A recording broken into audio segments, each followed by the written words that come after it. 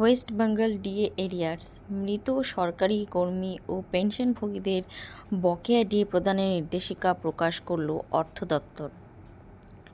পশ্চিমবঙ্গ রাজ্য সরকারি কর্মচারীদের দীর্ঘ প্রতীক্ষিত ডিএ বকেয়া মেটানোর প্রক্রিয়া শুরু হয়েছে। মৃত সরকারি কর্মী ও পেনশনভোগীদের বকেয়া মহার্ঘ ভাতা এবং মহার্ঘ ত্রাণ প্রদানের নিয়মাবলী প্রকাশ করল রাজ্য অর্থ দপ্তর। 23 মার্চ 2026 তারিখে অর্থ দপ্তরের পেনশন শাখা থেকে প্রকাশিত 75F মেমো অনুযায়ী 1 এপ্রিল 2008 থেকে 31 ডিসেম্বর 2019 সাল পর্যন্ত মেয়াদের বকেয়া ডিএ ও ডিআর মৃত কর্মীদের নমিনি বা আইনি উত্তরাধিকারীদের ব্যাংক অ্যাকাউন্টে সরাসরি পাঠানো হবে। অবশ্য এ সংক্রান্ত অর্ডারটি প্রকাশিত হয়েছে 2 এপ্রিল 2016। প্রেক্ষাপট ও সর্বশেষ আপডেট। গত 5 ফেব্রুয়ারি 2026 তারিখে সুপ্রিম কোর্ট পশ্চিমবঙ্গ সরকারকে 2008 থেকে 2019 সাল পর্যন্ত বকেয়া মহার্ঘ ভাতা মিটিয়ে দেওয়ার নির্দেশ দেয়।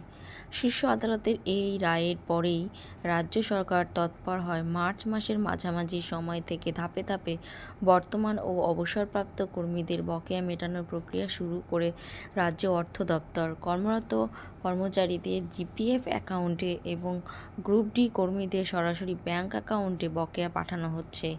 এই নির্দেশিকার সূত্র ধরেই এবার মৃত কর্মীদের পরিবার বা উত্তরাধিকারীদের প্রাপ্য বকেয়া টাকা কিভাবে তাদের কাছে পৌঁছাবে তার সুনির্দিষ্ট পদ্ধতি নির্ধারণ করা হলো এই নতুন মেমোর মাধ্যমে।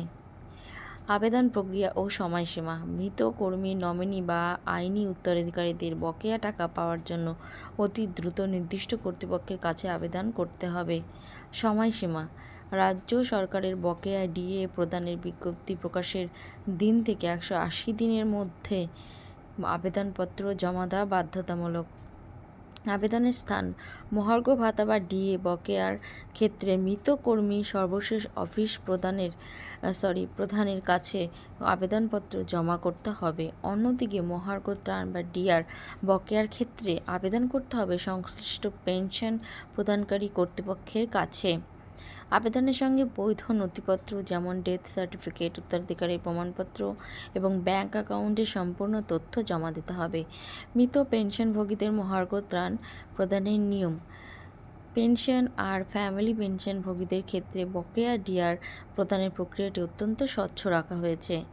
নমিনি নির্দিষ্ট থাকলে treasury pay band accounts office বা সংশ্লিষ্ট ব্যাংকের কাছে থাকা পিপিও বা ফর্ম এ অনুযায়ী নির্দিষ্ট নমিনিকে বকেয়া টাকা দেওয়া হবে।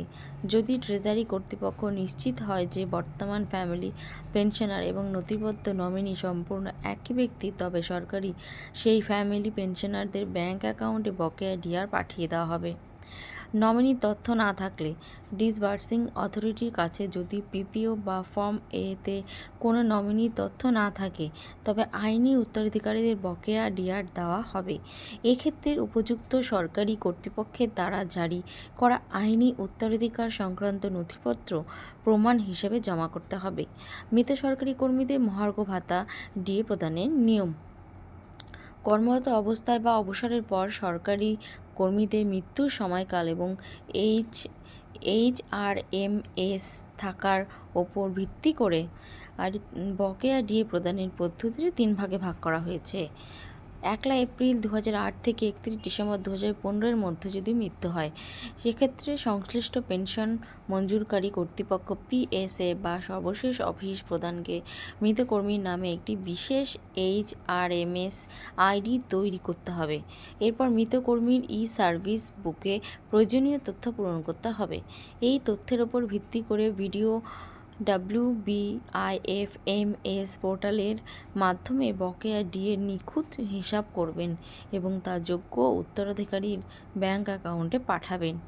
31 ডিসেম্বর 2015-এর পর মৃত্যু হলে অনলাইনে থাকা তথ্যের ভিত্তিতে ডিডিও সরাসরি WBIFMS পোর্টালের মাধ্যমে বকেয়া ডিএ হিসাব করে তা নমিনির ব্যাংক অ্যাকাউন্টে পাঠিয়ে দেবেন। এর জন্য নতুন করে আইডি তৈরির প্রয়োজন নেই। 31 ডিসেম্বর 2015-এর পর মৃত্যু হলে HRMS আইডি না থাকলে, ডেপুটেশনে থাকা বা অন্য কোনো প্রযুক্তিগত কারণে যদি কর্মীর HRMS আইডি না থাকে, তবে প্রথম পদ্ধতির মতোই নতুন আইডি তৈরি করে সার্ভিস বুক আপডেট করতে হবে এবং তারপর DDO হিসাব করবেন। হেল্পলাইন ও সহায়তা। উত্তরাধিকারীদের আবেদন প্রক্রিয়ার কোনো সমস্যা হলে বা প্রযুক্তিগত বিভ্রান্ত দূর করতে রাজ্য সরকার 2টি বিশেষ সহায়তা মাধ্যম চালু করেছে, যেমন হেল্পলাইন নম্বর 0322535417, ইমেল ঠিকানা ifmswb@government.in। তো বন্ধুরা, আজকের ভিডিওটি এইটুকু ইনফরমেশান দেওয়ার ছিল। যদি তোমাদের ভালো লাগে থাকে অবশ্যই কিন্তু চ্যানেলটিকে সাবস্ক্রাইব করে বেল নোটিফিকেশান অন করে দিও। দেখা হচ্ছে নেক্সট কোনো ভিডিওতে। টিল দিন সবাই ভালো থেকো, সুস্থ থেকো। Thanks for watching.